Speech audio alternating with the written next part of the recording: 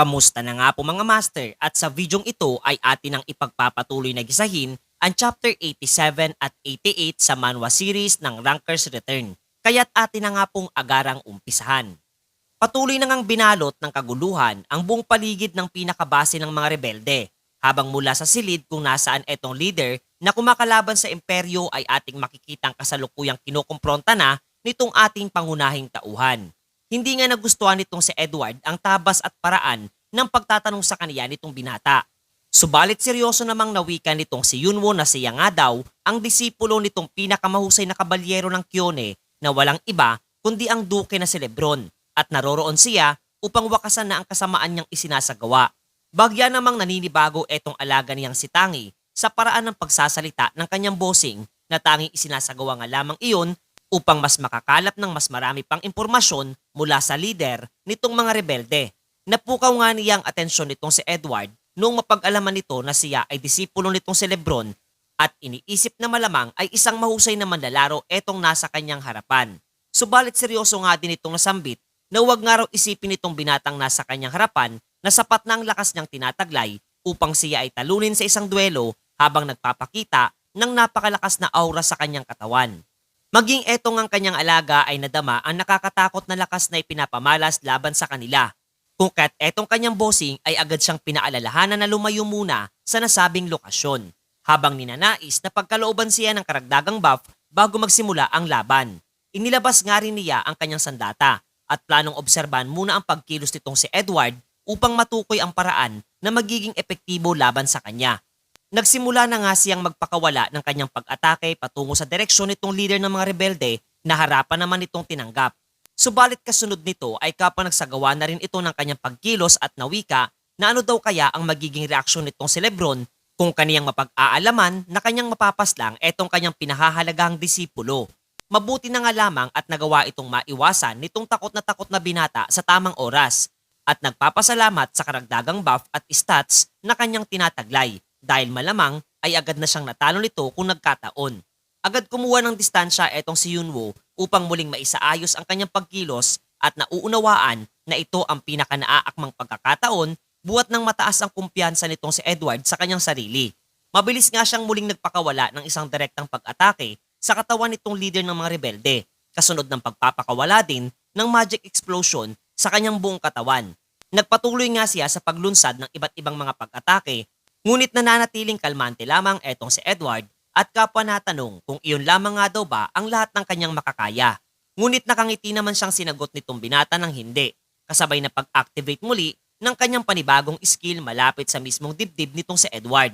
Tinawag nga niya itong Breath of Heavenly Demon at mabilis na lumika ng isang napakalakas na pagsabog sa katawan nitong leader ng mga rebelde na ating masisilayang nagpakita ng nasaktang ekspresyon ng pagmumukha. Nakangiti nga niyang inilahad na ito ang kanyang bagong abilidad na tinataglay matapos na matalo etong commander na si Held at malamang nga daw ay nakaramdam na ng sakit etong si Edward matapos ang kanyang isinagawa.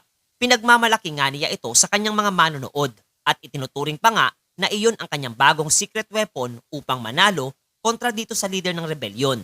Subalit nagtaka siya buhat nang wala maski isang tugon siyang natatanggap mula sa mga ito at doon nga lamang napagtanto na magpasanggang ngayon nga daw ay hindi pa niya nauumpisan ang pagpapatuloy ng kanyang isinasagawang livestream na sadyang labis niyang ikinadismaya.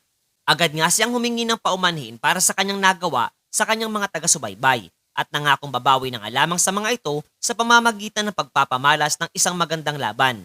Nawika naman itong si Edward na sadyang kahanga-hanga ang pagiging kalmante nitong manlalarong naroroon sa kabila ng aura at intimidasyon niyang ipinapamalas. Samantalang bagya namang nababahala etong si Yunwo sa bilis ng tinataglay na regeneration ability, mayroon etong leader ng mga rebelde at plano nang isagawa ang plano nilang inihanda nitong kanyang alaga. Tinawag nga niya ng malakas etong si Tangi at inatasan itong gumamit ng kanyang lightning magic na agad naman itong tinugon at mabilis na nagpakawala ng kanyang napakalakas na kidlat patungo sa eksaktong lokasyon nitong si Edward. Subalit agad din lamang nilang napagtanto na ang paggamit ng ganong klase ng elemento ay hindi din epektibo laban sa nasabing individual. Muli namang kumilos etong si Yunwo na muling nagsagawa ng kanyang pag-atake mula sa likurang bahagi nitong si Edward, ngunit maging ito ay hindi rin gumana laban sa naturang individual. Nagalit na gumawa ng ganting pag-atake laban sa kanya. Nagawa naman itong maiwasan ng binata At sa pagkakataong iyon ay eto namang kakaiba at kaduda-dudang item na nasa likod ng bahagi nitong trono ni Edward ang kanyang minabuting patamaan. Ang pinakawalan nga niyang pag-atake ay mabilis na tinamaan ang kakaibang pulang bolang item na naroroon. Ngunit hindi naman ito kakikitaan ng anumang pinsala matapos ang kanyang naisagawa na sadyang ikinadismayang mapag-alaman nitong ating pangunahing tauhan. Sapagkat iniisip nga daw niyang ito na marahil ang kanyang pinakakahinaan. Seryoso namang nawikan nitong si Edward na ngayon pa nga lamang siyang nakakita ng individual na lubang walang ingat pagdating sa paggamit ng espada at wala siyang nakikita ang anumang rason upang patagalin pa ang kanilang duelo at tinitiyak na dito na magtatapos ang kwento para sa ating pangunahing tauhan habang kasabay na inilalabas na ang kanyang gagamiting sandata para sa pagkitil ng buhay nitong si Yunwo. Mabilis nga niyang pinuntirya etong ating pangunahing tauhan at ang pagkilos ngang iyon ay nagdulot ng pagtalsik nitong binata papalayo kay Edward at do'y naunawaan nitong si Yunwo na sadyang nasa ibang antas ang lakas na tinataglay nitong leader ng mga rebelde habang napapaisip kung papaano niya magagawang talunin etong karakter na nasa kanyang harapan. Nakasalukuyang muling naghahanda na ng kanyang pagsalakay hanggang sa natigilan nga siya at nakaisip ng isang panibagong ideya at bigla na lamang tinawag sa kanyang harapan etong naguguluhang si Tangi. Agad nga niyang inilahad sa kanyang alaga na kung maaari ay gumawa ito ng paraan upang mabigyan siya ng sapat na oras para sa kanyang aksyong isasagawa at kasabay na tuluyang iniwan etong si Tangi na hindi alam ang gagawin sa harapan nitong leader ng mga rebelde. Nagsimula na nga siyang kontakin ng isang individual habang isinasaad na nakalimutan na nga daw niya ito matapos na matagal-tagal silang hindi nagkikita at nakatitiyak nga daw siyang ito lamang ang tanging paraan upang magawang talunin etong si Edward sa kasalukuyan. Samantalang sa gitna nga ng isinasagawang MS Quest ay makikita natin etong partikular na manlalaro na sadyang nabigla nung siya ay makatanggap ng mensahe mula kay Yunwo at siya nga ay walang iba kundi ang kanyang pinakamatalik na kaibigang si Yang Chan mga master. Agad namang nakadama ng panganib etong kanyang kaibigan mula sa klase ng mensaheng ipinadala para sa kanya ng binata, kung kaya't nagmamadali itong pinaslang ang lahat ng mga halimaw na nasa kanyang daraanan. Habang bagyang naiinis sapagkat palagian nga daw siya nitong ginagawang tagalinis ng gusot na kanyang nililikha, buhat ng hinahangad nga daw nitong tulungan siya para sa isang partikular na bagay.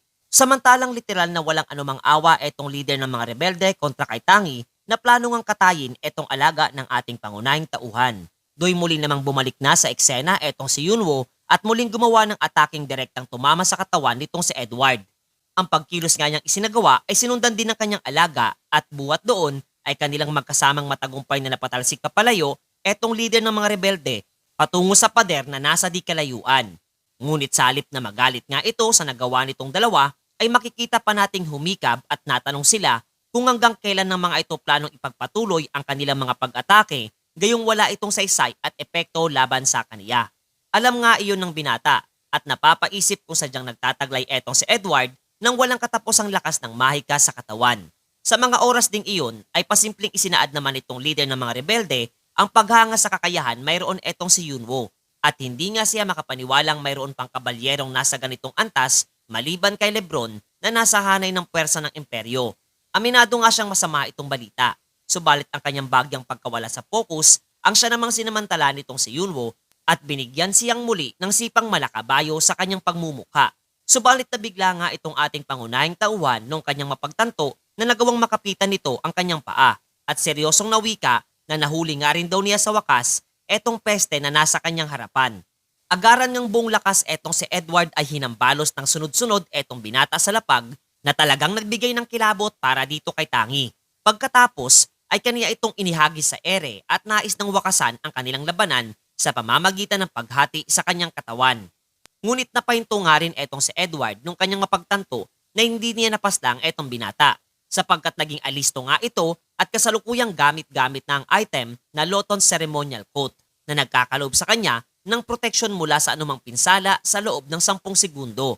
Mas naging seryoso nga etong leader ng mga rebelde at naikumpara pa siya sa isang ipis. Gayon din na question etong si Yunwo kung ano ang kanyang magagawa gayong nasa hindi na magandang estado ang kanyang kalagayan. Aminadong totoo at literal na problemado na nga etong ating pangunahing tauhan sa kung ano nga ba ang pagkilos na dapat niyang isagawa. Hanggang sa bigla na nga lamang nakatanggap siya ng isang tawag at nung kanya itong masilayan ay agad siyang napangiti sapagkat ito nga ay mula kay Yang Chan at kaniyang masiyang na wika na huwag nga raw isipin nitong kanyang kaibigan na mamamatay siya sa laro dahil hindi niya ito hahayaang mangyari. Habang masisilayang kasalukuyang nasa harapan na ito ng gusali kung saan naroroon etong sina Yunwo at Edward. Naguguluhan nga etong si Yang Chan kung bakit di niya sinasagot ang kanyang tawag at naiisip na malamang ay kasalukuyang nasa gitna ito ng pakikipaglaban. Mas minabuti nga niyang ilahad na lamang sana dito sa kanyang kasama ang kinaroroonan nitong kanyang kaibigan.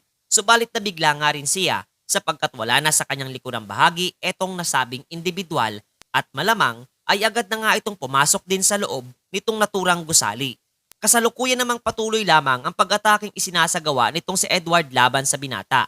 Hanggang sa bigla na nga lamang itong napahinto buwat sa pagdating ng isang individual mula sa kanilang kinaroroonan at sa isang pag-atake nga lamang ay agad na naputol etong braso ng leader ng mga rebelde. Masayang-masaya nga etong si Yunwo sa pagdating nitong nasabing individual na siyang hiniling sa kanyang kaibigan na dalhin sa lokasyong kanyang kinaroroonan. Masaya nga niya itong binati. Gayon din pabiro pa ngang isinaad na bagyang huli na nga daw ito sa pagdating at ang individual ngang iyon ay walang iba kundi ang kanyang guro na si Lebron. Nagsimula namang muling makarecover ang naputol na katawan nitong si Edward at kapwa binati etong duke na si Lebron. Aniya ay hindi nga daw niya inaasang sasama ito sa pagsalakay ng kanilang kuta. Habang eto namang si Yunwo ay mas minabuting lumayo na lamang muna sa gitna nitong dalawa. Natutuwa nga etong si Edward sapagkat magagawa na nga raw niyang ipadala sa kabilang buhay etong pinakamalapit na advisor nitong emperador na si Alexander at pagkatapos ay kanila lang agad tatahakin ang imperial capital. Pagmamayabang pa nga nito na dihamak na mas malakas ang kanyang itim na mahikang tinataglay kumpara sa mga mahikang kanilang nalalaman at sa tulong nga daw nito ay nagawa niyang gawing immortal ang kanyang sarili at kapwa hinamak etong si Lebron na walang silbi ang anumang pag-ataking pakakawalan nito laban sa kanya. Hindi naman nabahala etong dukay sa kanyang mga panghahamak at sa isang iglap nga lamang ay nagawa na nitong maitarak ang kanyang pagmamay-aring espada patungo sa dibdib nitong leader ng mga rebelde. Nawika nga ni Lebron na hindi siya makapaniwalang magagawa di umanong talunin nitong si Edward etong kanyang disipulo sa isang duelo dahil higit na mas mahusay ito pagdating sa paggamit ng iba't ibang pamamaraan. Subalit sa ngayon nga daw ay nauunawaan na niya ang lahat sapagkat eto nga daw kapatid ng emperador ay gumagamit ng mga pipitsuging klase ng taktika laban sa kanya. Literal namang hindi makapaniwala etong ating pangunahing tauhan sa bilis ng mga pangyayari at sa lakas na ipinapamalas ng kanyang guro.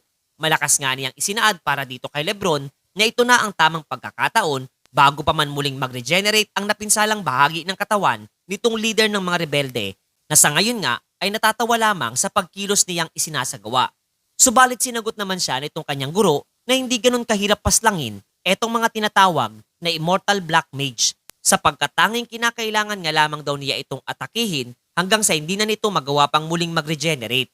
Muli ngang naghanda itong magpakawala ng kanyang pag-atake na sadyang nagbigay ng pagkabahala para dito kay Edward kasabay ng pagkakaroon ng isang napakalakas na pagsabog sa kanilang lokasyong kinaroroonan mga master.